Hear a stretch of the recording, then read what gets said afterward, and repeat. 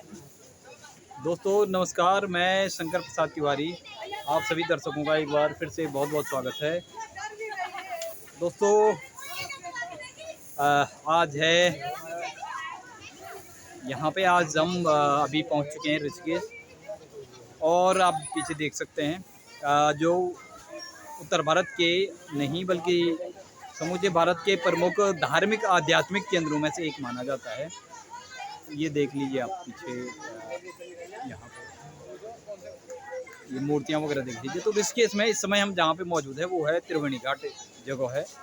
और त्रिवेणी घाट पे हम यहाँ से ही मतलब ये लगा लो आप, जो चार धाम की यात्राएं जो शुरू होती हैं, केदारनाथ, बद्रीनाथ, गंगोत्री, यमुनोत्री की जो यात्राएं शुरू होती हैं, उन यात्राओं का शुभारंभ यहीं से होता है। तो त्रिवेणी घाट पे काफ़ी लोग आते हैं। यहाँ पे नहाने का जो घाट बना रखा है काफ़ी पहले से है। और यहाँ पे लोग जो गंगा नदी है उसमें नहाकर पुण्य लाभ अर्जित करते हैं। और आप सभी की जानकारी के लिए बता दें, यहाँ से तकरीबन 40 किलोमीटर दूर आगे देवप्रयाग एक जगह है। देवप्रयाग में भागीरथी और अलकनंदा का संगम होता है। और वहाँ से ये जो नदी है वो गंगा नदी का कहलाती है। और अभी हम जो खड़े हैं, हम गंगा नदी के मुहाने पे ही खड़े हैं। तो ये पीछे आप देख सकते हैं गंगा नदी। तो यहाँ पे आज कल सावन का उत्तरार्ध चल रहा है। उत्तर भारत के हिसाब से तो सावन का महीना पूरा हो चुका है, लेकिन दक्षिण भारत के हिसाब से अभी भी सावन का महीना चल रहा है। तो काफ़ी लोग यहाँ पे त्रिवेणी घाट पे ऋषिकेश में गंगा नदी में नहाने का जो है एक पुण्य लाभ अर्जित करते हैं। यहाँ पे आप सभी की जानकारी के लिए बता दें, नहाना सिर्फ इसलिए नहाते हैं कि नहाना एक वो नहीं है, एक सामान्य प्रक्रिया नहीं है। जो गंगा नदी में है वो धार्मिक महत्व और आध्यात्मिक महत्व है उसका नहाने का। और जो भी भारत की जो पवित्र नदियाँ हैं, गंगा, यमुना हो गया, सरस्वती, कावेरी, गोदावरी, सभी पवित्र नदियाँ मानी जाती हैं। और उसमें नहाने का एक अलग धार्मिक और आध्यात्मिक महत्व माना जाता है। वैज्ञानिक दृष्टि से भी जो गंगा नदी है उसका बहुत बड़ा महात्म्य रहा है। ये आज से ही नहीं, प्राचीन काल से ही। और गंगा नदी हमारी सभ्यता संस्कृति का ही नहीं बल्कि हमारी सामाजिक आर्थिक जो स्थिति है उसका एक जीवंत उदाहरण रहा है, एक साक्षी रहा है। हमारी सभ्यता संस्कृति प्राचीन काल से और आज तक जो भी हमारी सभ्यता संस्कृति आगे बढ़ी है, तो उसका जीवंत उदाहरण ये गंगा मैया रही है। हम भले ही कई बार यहाँ पे जीवन ले चुके हैं, हमारा जन्म हो चुके हैं, लेकिन ये सदियों से गंगा जो माता है वो बह रही है अविरल रूप से। और बताते हैं कि भागीरथ जी ने तपस्या करके गंगा नदी को धरती पे लाने का जो काम किया था, उसके बाद उनके 60,000 जो पूर्वज थे उनको मोक्ष की प्राप्ति हुई थी। तो आज भी ऐसा माना जाता है कि गंगा नदी में जो हड्डियां प्रभावित अस्थियां विसर्जन करने से मृत आत्मा को मुक्ति मिलती है। यहाँ जो गंगा, और आप ये जानना जरूरी है कि गंगा नदी है उसके जो तट हैं सबसे ज़्यादा तीर्थ स्थल वहीं पे हैं। चाहे आप यहाँ केदारनाथ, बद्रीनाथ, गंगोत्री, यमुनोत्री से लेकर और वाराणसी, हरिद्वार, ऋषिकेश से लेकर और गंगा सागर तक न मालूम कितने तीर्थ हैं। और वो आज के नहीं है बल्कि सदियों पहले के वो तीर्थ हैं। तो उन तीर्थों का एक अलग एक आध्यात्मिक, सामाजिक, धार्मिक महत्व रहा है। और गंगा नदी भौगोलिक रूप से भी देखा जाए, जैव विविधता के रूप में देखा जाए, चाहे पर्यावरणीय रूप से देखा जाए, तो हमारे जो देश के एक तिहाई भाग है वहाँ सिंचाई के साधन उपलब्ध करवाए जाते हैं गंगा नदी से। और तकरीबन पेयजल वगैरह की जो व्यवस्था होती है वो भी गंगा नदी से काफ़ी बड़ी मात्रा में पेयजल, सिंचाई की भी व्यवस्था की जाती है। तो धार्मिक आध्यात्मिक महत्व तो है ही, उसके अलावा गंगा नदी का पुरातात्विक और सामाजिक, आर्थिक और भौगोलिक सभी रूपों में, यानी समग्र रूप से सभी रूपों में महत्व है। तो जो भी यात्री चार धाम के लिए यात्रा का शुभारंभ करते हैं वो यहीं से करते हैं। यह है त्रिवेणी घाट। और यहाँ पे शाम को गंगा आरती का भी आयोजन किया जाता है। लोग गंगा आरती जो होती है वहाँ यहाँ पे उस समय काफ़ी भीड़ देखने को मिलती है।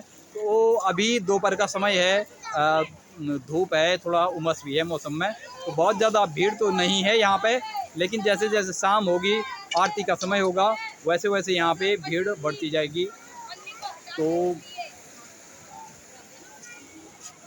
अभी ये टीन शेल्टर भी यहाँ पे बनाया गया है, जो कि यहाँ पे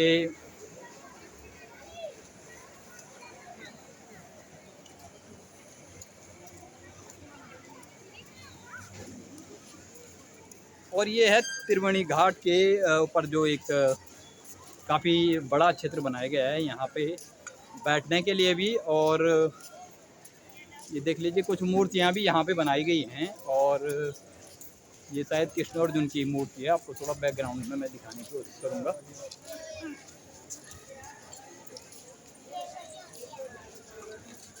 ये पीछे कृष्ण अर्जुन की मूर्ति है और आगे शिव की भी मूर्ति है। तो ये गंगा जो घाटों का निर्माण करवाया गया है वो गंगा एक्शन प्लान के तहत शुरू हो चुका था। जो दिवंगत प्रधानमंत्री राजीव गांधी के टाइम पे गंगा एक्शन प्लान शुरू किया गया था। तो उस समय से ही गंगा घाटों का यहाँ पे निर्माण कराया गया था, पुनर्निर्माण करवाया गया था। और फिर उसके बाद जो दूसरा जो नमामि गंगे प्रोजेक्ट चला है, स्वच्छ स्पर्श गंगा, और भी बहुत सारे प्रोजेक्ट चले हैं। उसके बाद से जो मोदी सरकार के आने के बाद गंगा एक्शन प्लान से लेकर और तमाम अन्य चीज़ों पे काम किया गया है। तो यहाँ पीछे देख लीजिए आप, और यहाँ पे पेड़ भी हैं, बट वृक्ष वगैरह जो भी है। तो अभी धूप है थोड़ा, हम भी छाया में आ चुके हैं। यहाँ पे बहुत सारे लोग बैठे हुए हैं छाया में। तो आप सबको बता रहे थे हम त्रिवेणी घाट का क्या है, थोड़ा मैंने बताया। यहाँ पे गंगा आरती का भी आयोजन किया जाता है, और एक सामूहिक जगह है जहाँ पे लोग स्नान कर सकते हैं और पुण्य लाभ अर्जित कर सकते हैं। पूजा पाठ का भी यहाँ पे होता है जैसे हरिद्वार में होता है, और साधु संत लोग भी यहाँ पे मौजूद है सभी। और गंगा नदी का अब ज़्यादा बताने की ज़रूरत है नहीं, मैंने थोड़ा संक्षिप्त आपको बता दिया है कि गंगा नदी किस प्रकार से आज से नहीं बल्कि सदियों से हमारे सामाजिक, आर्थिक, सांस्कृतिक, धार्मिक, आध्यात्मिक ही नहीं बल्कि भौगोलिक और सामाजिक, आर्थिक सभी क्षेत्रों में एक हमारे एक साक्षी रही है और अभिन्न अंग रही है हमारी सभ्यता, संस्कृति और इतिहास का। तो गंगा नदी का अब शब्द कम पड़ जाएंगे, हम बता रहे हैं, मैं बताएंगे, क्योंकि गंगा नदी भारत के 1/3 लगभग जो कृषि क्षेत्र है उसको सिंचाई संसाधन उपलब्ध करवाती है। भारत के लगभग एक विशाल जो आबादी है इसी के आसपास बसती है, और जो हमारे देश को बताते हैं हरियाली और खुशहाली से, धन धान्य से या खाद्यान्नों से परिपूर्ण रखने में गंगा नदी का ही योगदान है, बहुत बड़ा योगदान है, और सभी रूपों में। तो गंगा नदी के बारे में क्या बताया जाए, लेकिन और दूसरी बात ये भी हमने आपको बताया कि यहाँ पे जो गंगा नदी है, गंगा नदी के तटों पे ज़्यादातर भारत के जो तीर्थ हैं, प्राचीन तीर्थ, वो गंगा नदी के तटों पर ही बनाए गए हैं। तो अभी हम यहाँ से आगे का सफ़र शुरू करेंगे, आपको और अन्य भी जगहों पर दिखाने का वो प्रयास करेंगे। तो 4 धाम का मुख्य पड़ाव है गंगा नदी, जो यहाँ त्रिवेणी घाट है ऋषिकेश में, वो 4 धाम केदारनाथ, बद्रीनाथ, गंगोत्री, यमुनोत्री के लिए यहाँ से लोग प्रस्थान करते हैं।